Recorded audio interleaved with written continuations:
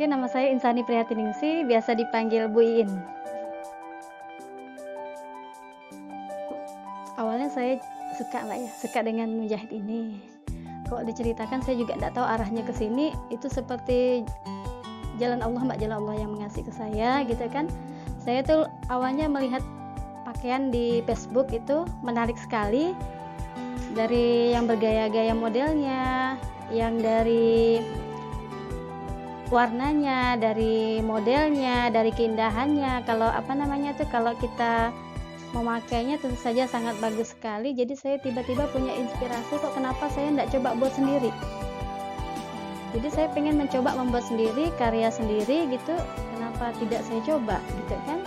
Jadi saya mengikuti alur. Pada saat saya kepingin itu, saya membuka Facebook kepingin, mungkin sesuatu yang aneh bagi orang, tapi saya ikuti aja arus Facebook ini. Jadi saya sampailah ke Gang Siliwangi ini. Tiba-tiba pada saat itu saya kepingin, pada saat itu juga saya tiba-tiba mendaftarkan diri saya ke lembaga khusus menjahit ini.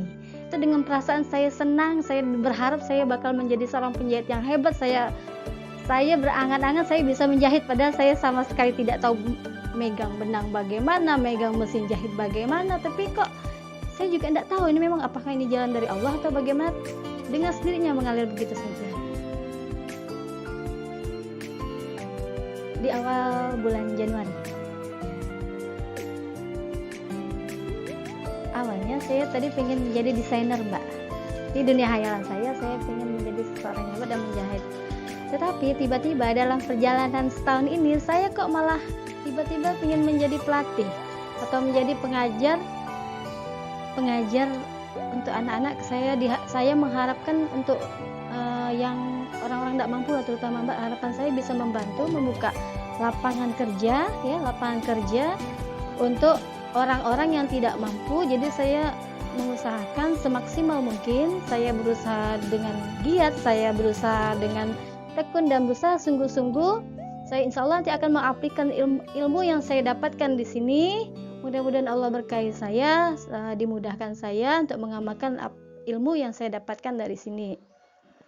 Nah, itu cita-cita saya setelah saya menekuninya selama 1 tahun. Insya Allah kalau Allah kasih kemudahan, saya akan menjadi pengajar, meneruskan apa yang sudah saya dapatkan nanti di sini. Saya ingin menjadi pelatih atau mengajar atau meneruskan dari lembaga khusus menjahit ini. Susah, payah, ada juga jengkel. Pada saat kita mendedel, disitulah saya merasa susah ternyata menjahit ini ya, tidak semudah yang kita bayangkan. Sedangkan kita kalau menjahit tahu jadi, apalagi kita komplain dengan harga yang sekian ratus ribu, pakainya tidak sesuai dengan yang kita harapkan. Ternyata ya Allah, begitu besarnya perjuangan seorang penjahit ini. Gitu, Mbak. Ya, awalnya membuat gamis ini tadi terinspirasi kebetulan yang tadi saya ceritakan itu ya. Jadi arahnya kebetulan saya juga pakai jilbab besar ini adalah pengen langsung pengen membuat gamis gitu kan. Bayangan saya gamis ini mudah, ternyata gamis aja susah.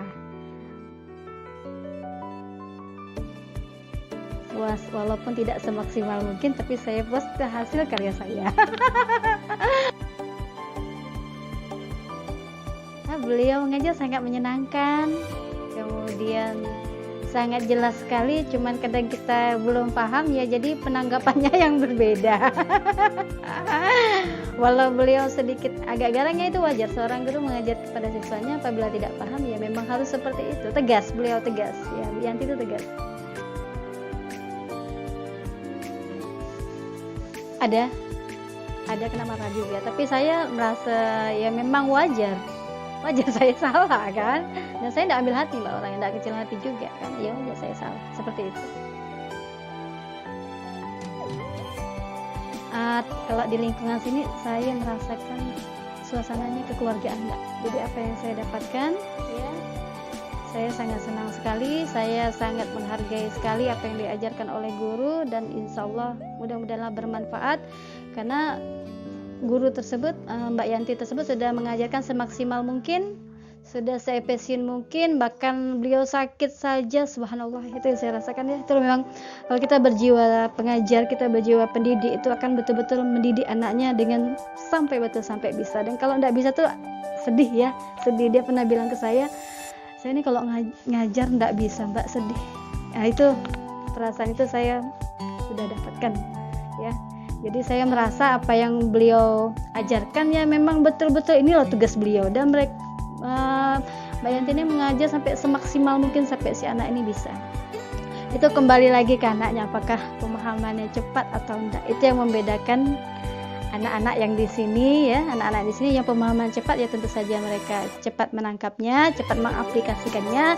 Dan anak-anak yang tidak cepat menanggapnya atau yang mereka yang agak lama menanggapnya, tentu saja mereka akan susah mengerjakannya. Karena dalam menjahit ini harus fokus. Kalau tidak fokus ya, apalagi ada bidang lainnya, tentu saja ini tidak bisa.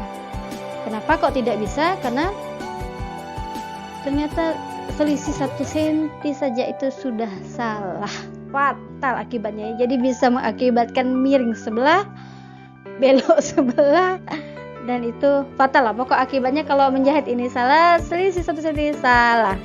Dan saya merasakan lingkungan yang amat enak, amat senang di sini.